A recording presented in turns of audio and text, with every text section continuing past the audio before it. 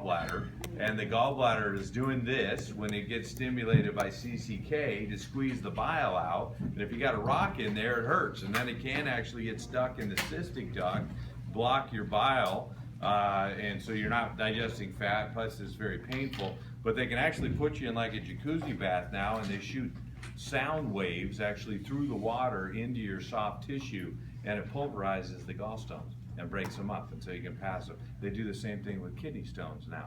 You used to have to go in and actually pass it, grin and bear it, and try to pass the stone, and if the stone gets really stuck, they got to go in surgically and remove it, and now they can use this process of sound wave reduction of stones so that you don't have to do that. It's still painful. I understand it's painful, but I've never had one.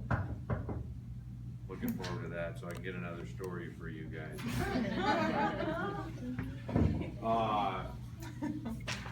Carbohydrates. So enzymatic breakdown. This is the lab. This is kind of the culmination of what we're doing as we're moving all of this through. And that's why we started with the chicken enchilada. Is when we get to the small intestine, we've got carbohydrates. And where we're going to break most of those down is using pancreatic amylase. Well, how did I get pancreatic amylase? I'm here. I'm liquefied chyme. How do I get pancreatic amylase released here? So getting out the CCK and the secretin. TCK and secretin. I sent out my chemical messenger. Where's my chemical messengers going? Like CCK. The accessory organ. Accessory organ. Good. So I'm going to send out CCK to Jason. What's Jason going to send me? Amylase. This is where you guys have to figure it out. All right. What Jason's going to send me is what I need, which is enzymes and pancreatic juice. Because they can't. Jason makes them. He's the pancreas. You guys got that? Now, do you know how they get those? If I send out a chemical messenger, a hormone, how's it going to get to Jason? Is it going to go through a duct, or is it going to go through the bloodstream? Hormones go through the bloodstream. So I send it out, it goes through the bloodstream, and it gets to target receptor cells that are called acinar cells, which we started with this morning. You remember that in the histology? You asked me how you spell those. Acinar cells in the pancreas of Jason. And Jason's going to send me enzymes. How do enzymes get over there? Do they travel in the blood? No, they travel through ducts. That's the exocrine part of the pancreas. They travel through, this one's easy, guys, the pancreatic duct. Pancreatic duct carries enzymes right down here. Right down to a sphincter, right about here at Shailene. That's gonna open and close. Anybody remember the name of that sphincter? I learned about it in Monterey Bay Aquarium.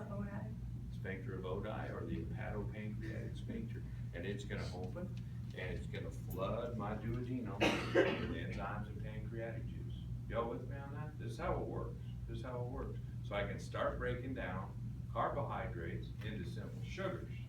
And once we go to a simple sugar, it can be absorbed into my bloodstream. All right, that's carbs. What's the optimal pH for pancreatic amylase? Function, please. 7. Good. If you did the lab, you know that. All right.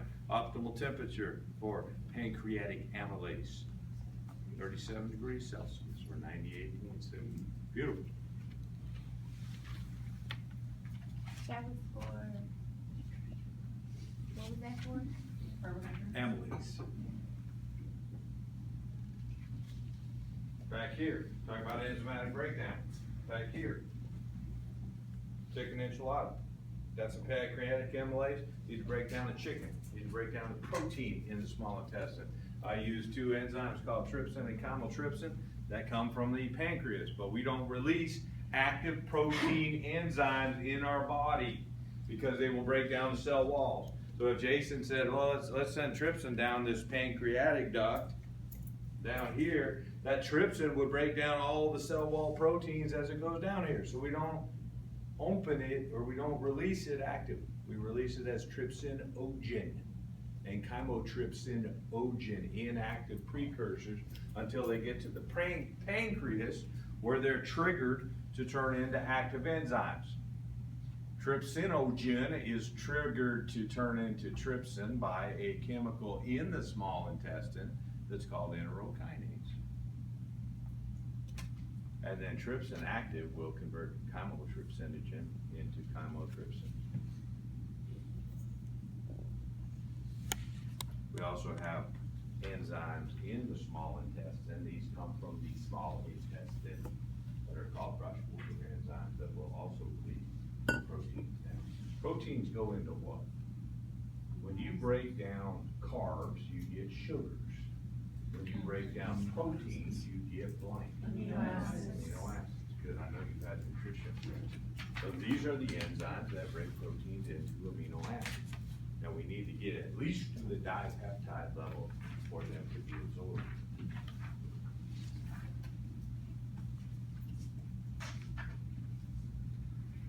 Lipids. Lipids are what? Fats. Fats, good. We get lipases from the pancreas. Lipases break down fat. We need to emulsify first. And that's what bile's from. So some of you may think that bile breaks down fat, and that is inaccurate for our exam. Bile emulsifies fat. Lipase breaks down fat. So when you actually write that out, you will see lipids, bile, emulsify into small fat droplets, which can now be attacked by our enzyme lipase to give us our products, which is all in the lab that you just did on Monday. The products of fat breakdown are fatty acids and glycerol. Where did that lipase come from?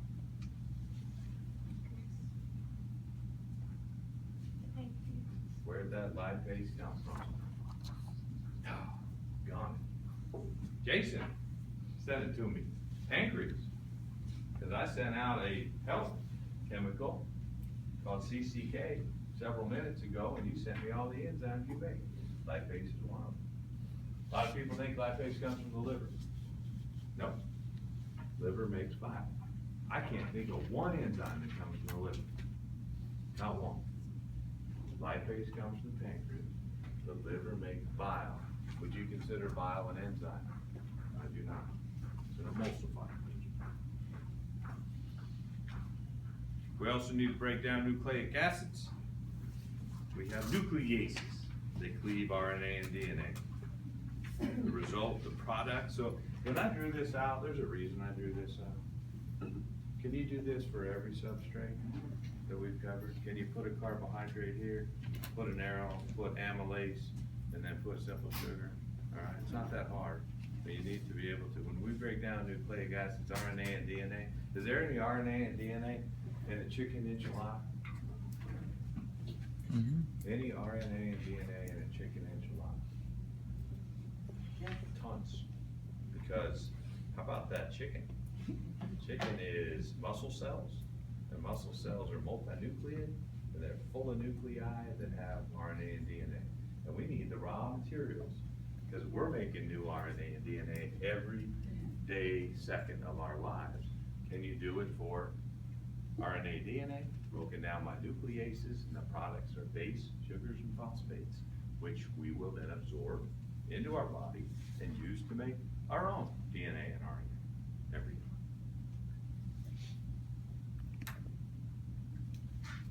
Vitamins, fat-soluble vitamins are absorbed in packages called micelles.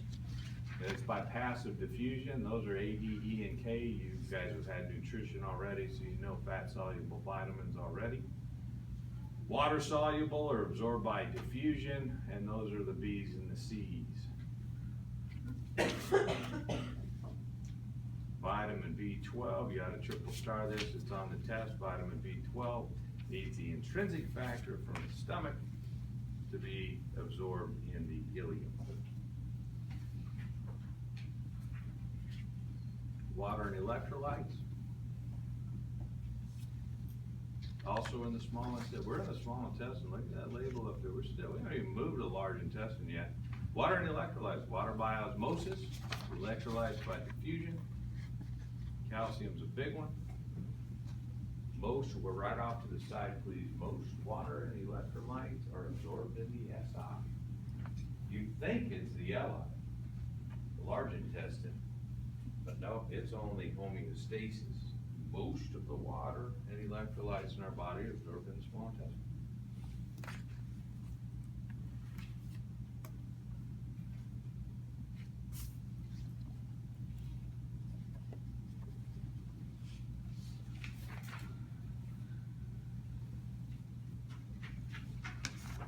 Here's one of my favorite pictures for digestion.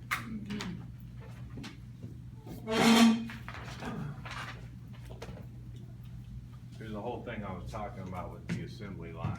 Here we come down, here's the stomach, folds in the stomach, know the anatomy, Ruger, the folds in the stomach, 3 layers of smooth bones, pyloric sphincter. We're dumping chyme in here. Y'all with me on that? We're dumping chyme. Chyme comes in.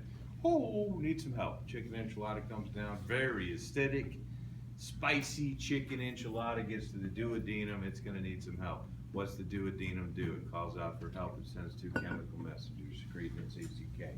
All right, secretin and CCK have 2 different target tissues. CCK goes to the pancreas and causes enzymes to be dumped. Here's the pancreas, dumped through the pancreatic duct, through the hepatopancreatic sphincter, or the sphincter of Oddi, and it goes in and mixes with the chyme.